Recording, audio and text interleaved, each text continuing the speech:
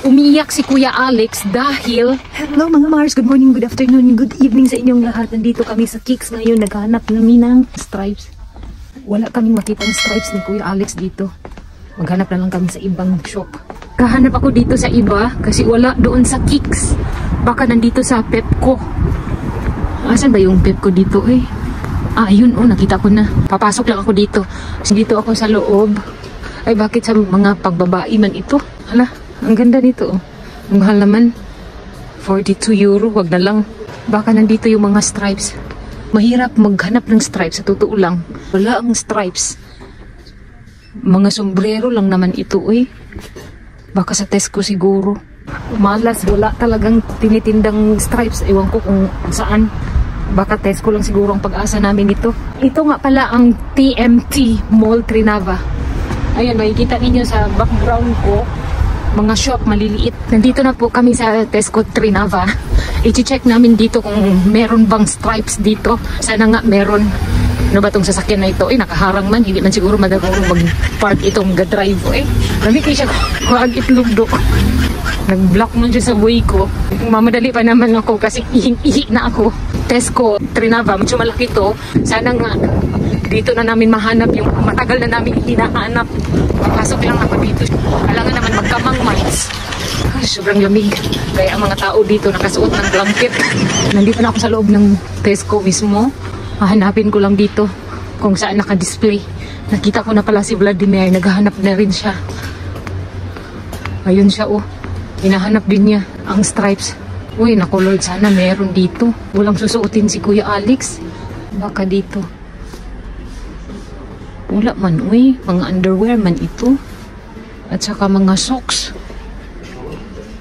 Wala talaga. Dinilat ko na talaga yung aking mata. Wala akong makitang stripes. Ano ba yan, uy? Nagtanong na si Vladimir sa sales lady. Talagang wala na. Mag-grocery na lang kami, uy. Maubusan kami ng time doon sa kakahanap. Wala naman kaming mahanap. Wala na pala kaming ganito. Para sa dishwashing machine. Dishwasher pala. Ano ba yan, RG? Hindi na marunong maglitos. Ito na po ang itsura ng Tesco Trinava. Ang laki ng space, no? Hindi ito ganito dati. Pinalakihan pala nila. Mayaman siguro ang nagmamayari ng Tesco ba? Kasi kalaki ng palaki yung store. Naghahanap ako ng nuts. Wala mang naka-sale dito. Ihalo ko sa aking oats ba? Wala, maghanap na lang ako nung naka-promo ba? Uy, ay ito oh, walnuts. Ay, durog naman to. Alex pala, hinahanap niya yung kanyang daddy. Hindi niya alam kung saan pumunta. Hindi ako sanay sa kanilang arrangement. Malaki nga ang space. Nalilito naman ako kung saan hanapin niya itong mga ganito, ganyan. Hindi organized. Nahilo ako sa kakahanap.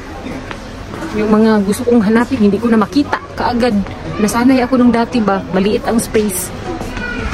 Itong pinalakihan na nila ngayon, nagkanda lito-lito na. Dito man ako kanina. Nanyo dito oh, ang laki ng space. Hindi ko alam kung anong naka-display dito, mga sitsirya lang. Napagod ako kanina sa kakahanap ng hinahanap kong mga bilihin. Ito, kukuha ako nito. Favorito ni Vladimir. Kromki. Medyo salty siya ba? Masarap to. Kapag manood ng TV, ito kainin. Typical na junk foods ng Slovakia. Pwede dito magpatintero ba? Lahat ng customer nila nalilito. Dahil ang arrangement, wala pa na ayos ata to. O hindi ko na alam kung anong arrangement ito. Ayan oh. Nandito pala yung itlog. Ano naman to dito? Mga karni. Kung sa Bisaya pa ba, gikabuhi na ako sa kakahanap ng mga hinahanap ko kanina. Uy, pabalik-balik ako. Hindi ko makita. Yun pala, nasa harapan ko na. Binili pala namin. Kunti lang. Mga Mars, good morning. Gumawa ng choco drink si Philip at saka si Alex. Tignan nyo naman sila, oh. Kaning kamot mo. Ang baso sa cappuccino at saka latte. Yan ang ginamit nila. Yan ang pinakagusto nilang baso at saka ito, straw. And at the same time, kutsara ba? Alam nyo na yan sa mga coffee lovers. We need to get the hot water. Is that it? No, is that it, kuya? Hot water? I'm cold water. No, hot. Philip. Is that it? Oh, hindi pa tapos yung aking pag-arrange ng mga plato. Sige na, pumali. Pusher ha, pusher. Mainit yan. Epot Sky. Lagyan ko lang to ng konting tubig, chocolate powder. Ang ginagamit namin. Tapos dagdagan ko lang ito ng milk.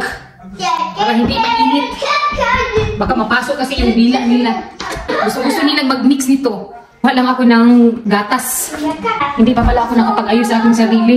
Kakatapos ko lang mag-exercise. Tapos nag-aantay din ako ng tawag ni Vladimir. Dahil may darating daw ngayon na plants in order niya. Mommy, we need to meet. Aha. I-mix daw nila. Ang pangit ng lips ko ba? Kapag wala akong lip shiner, oh. Lagom. Parang singit ko na rin ba? What about mommy? Hindi. What ba? Okay, pag... Medyo. Ano, baby siya. Bebe? Ang tamis. Malamang may sugar. Oh, stachi kuya. Este? Okay, stachi lo. Kasi kung dadamihan nila ng gatas ito, hindi naman nila uubusin. Nung isang araw, bumili si Kuya Alex yung cold chocolate drinks. Hindi niya inubos. Tinapon ko. Kasi parang ano na siya ba, may namuumuo na. Sabi ko, expired na to. Pero yung homemade na hot chocolate, iniinom niya. Nasanay na siya sa homemade. Ay, ewan ko kung bakit pinili niya yun. What other Toto free, Philip ko. Ha, ibibigay pala niya kay Philip. Ang sweet naman ni Kuya Alex. Uy, tignan niya siya. Ang kay Philip ko. Ay! Baby, para pala yan sa kanya. Ano ba yan? Si Mami. Then? Ako po, Miss Philip. Cheers! Pinapantay niya ba kung pareho ba sila? Philip ko, Sadnisi. Cheers! Yung kalat namin doon, hindi ko pa nailigpit. Mamaya na yan, magpatulong ako kay Kuya Alex at saka Philip. Anyway, wala pala silang pasok today. Spring vacation. Kaya walang pasok. Pagkatapos nilang uminom ng hot chocolate, naglaro na sila. Hindi pa nakabihis yan. Ang mga damit nila, pang tulog pa yan. Pagka clean up, clean up. Rinklo. Kaya. The Korean Kuya will come soon. Kaya. The blanket po in the drawer ba? Prosim. Give it to Mommy Philip. There's a Mommy's mat. Philip ko. Prosim. Rinklo. No, blanket po in there, Kuya. We need to change. Put in the drawer. Blanket, Philip ko. Rinklo. Gustong-gusto nila ang tumulong sa akin. Then, sabi ko sa kanila, kailangan naming mag-prepare. Okay, Jakuyem. And the chair, put it here. Philip ko. Prosim chair. Put it there.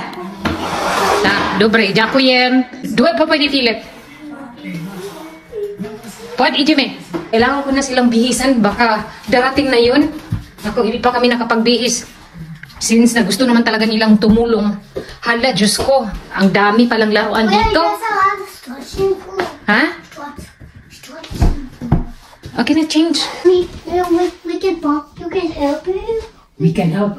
Pubes, we will help you. We will help you. Tak, dobre. Nahihirapan siya magsalita ng English. Gusto niya sa kanya, Slovak. Wait, bawon? Ano, siya to titas. Tita, what's that bawon? Then, relock kuya, and then, you need to fold your blanket, dobre? Ito talaga ang problema ko everyday kapag nandito sila. You can play bawon? Ano, ugali akong grabe ang init ng ulo ko, lalo na kapag hindi ako pinapakinggan. Tinatry kong i-control ang aking sarili. Kurot ko siya or makalo dahil sa kanyang kakulitan. Alam ko naman na not feeling well siya ba. Lumalabas kasi yung ugali niya na hindi ko gusto. You need to fold your blanket, kuya. Dobre? I taught you how to do it. Kahit na hindi maayos, as long as na ma-fold lang. Spider-Man pa naman yung blanket niya. Kaya mo yan, kuya. Do it, Philip ko, be. Ito. Ta. Okay, go. Mata ba? Natapos na niya. Ganyan lang kasi ako magtupi ng blanket eh. Then your pillow, kuya. Always ko siyang na-remind na 7 years old ka na. So, kailangan matuto mga basic homework. Tanong pa yan siya sa akin, bakit mami? Kailangan mong matuto, paano na lang kung wala si mami sa tabi mo? Akala niya mamamatay na ako. Kaya umiiyak yan siya. No, kailangan kita mami. Sabi ko, hindi, kapag ano ba, matanda ka na. Okay. Ito ang mga balloons nila, oh. Ang dami dito, nagkalat. Ang iba, nagsiputukan na. Mumurahing balloons lang yan. Pwede na. Zobki. Potsem, clap, thank you, Lord. 6 degrees sa labas, then 23 dito sa loob. Thank you, Lord. Hindi na masyadong malamig. Pupunta po kami ng park. Tignan nyo tong dalawa, oh. Nagdala pa sila ng bag. Ang laman yan, mga laruan. Nauna na si Philip. Philip ko, Potskay! Diyos ko, ang bilis nilang magpatakbo ng kanilang bike. Langin ko na naman sila habulin. Philip ko, Potskay! Kuya! Ay, inantay na nila ako. Thank you, Lord. Nandito na kami sa park. Tapos may mga tao pala doon sa kindergarten, oh. Ang alam ko, may inayos sila dyan sa loob, eh. Nandyan din ang principal at saka yung leader dito sa village na ito. Ayan, kinuha na nila ang kanilang mga laruan. Chuto mas inside. Ha? Godzilla? Oh. What, Toto? Naglaro kagad sila. Yan ang gusto nila, eh. Medyo mainit today. See? Oh. Teka na. And the next. Oh. Dobre. Stand up. Akala ko anong laman ng bag nila, eh. Mga monster truck lang pala. Then, Kuya Alex. Yan di battery. Woo! Wow. Si Kuya ba kung mag-slide, pabaliktad na. Palibhasa kasi malaki na, eh. Philip ko. Pumali. Aw! Dito na naman sila sa horse. Kung sa Bisaya ba, tuya-tuya. Sige dong. Ano? Cervini? Duwarini. Aha. Ang ibig siguro sabihin, matibay. Basta yun na. Chorbis. No, Kuya. Ay, no. I'm going to help you, Kuya Alex Kopad. Ay, gawin. No, Kuya. Mga Mars, mamaya pa pala darating yung mga plants. Then, buti na lang tumawag si Vladimir. Then, sabi niya sa akin na pwede na kayong pumunta ng park. Dahil mamaya pa yun. At baka siya daw ang mag-receive. So, masaya din ang mga bata dahil ito yung na-request nila kanina pa. Grabe talaga to si Philip at saka si Alex magpa-takbo ng bike nila. Uy, i-share ako sa inyo about kay Kuya Alex. Sa mga previous vlog ko, nakikita nyo naman na nagkasakit si Kuya Alex. Pagkatapos ng kanyang pagsuka niya ng puro laway, following na vlog ko, masakit ang kanyang tiyan. Hindi ko ini-expect na ganito ang mangyayari. Noong isang gabi, umiyak si Kuya Alex dahil masakit daw ang kanyang tainga. Yun, ginising na naman niya si Vladimir para gamutin yung kanyang tainga. Pero walang gamot si Vladimir that time. Ewan ko kung anong ginawa niya. Hindi na umiiyak si Kuya Alex. No, ginawa ni Vladimir since na ganun din ang nangyayari sa kanya noong nakaraan. Sumakit ang tainga niya. Kung ano yung gamot na niresita ng doktor, ganun din ang binili ni Vladimir nung nakaraang araw. So kahapon, pangalawang araw nang nilagyan ang kanyang tainga. May video ako about sa tainga ni Kuya Alex. Yeah. Kung ano yung mga sakit ko dati, nakuha ni Kuya Alex. Ganyan pala yan, no? Genetics. Nagkwento ako kay mama, then sabi din niya sa akin, uy, ganyan din ako. Nung bata ako, at ikaw, di ba? Ganyan ka rin. So, ang advice ni mama sa akin, i-massage ko lang daw dito sa tainga ni Kuya. Ganun, oh, dahan-dahan lang. Tapos lagyan daw ng ginger. So, hindi ko na lang ilagyan ng ginger. Massage na lang. Kamot naman na inilagay sa kanya every night. Thanks God, nagiging okay naman ang pakiramdam ni Kuya Alex.